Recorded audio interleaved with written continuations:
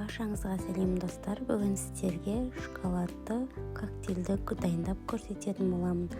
Ең алдымен бізге шоколад қажет болады. Оған кішкене ғана сүтті құйып, микроволновкада немесе водяной баняда ертіп алатын боламыз.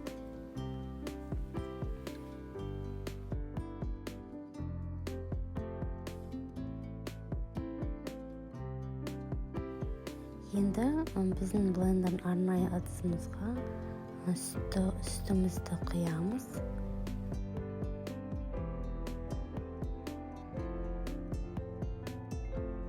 Сосын оның үстіне ертілген шоколадымызды салып, барлығын жақсылап блендермен араластырамыз.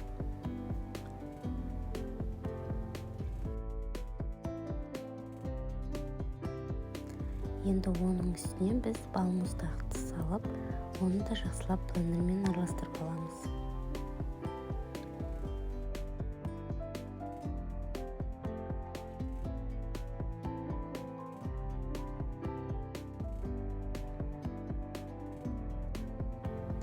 Міне біздің коктейльдеріміз дайын.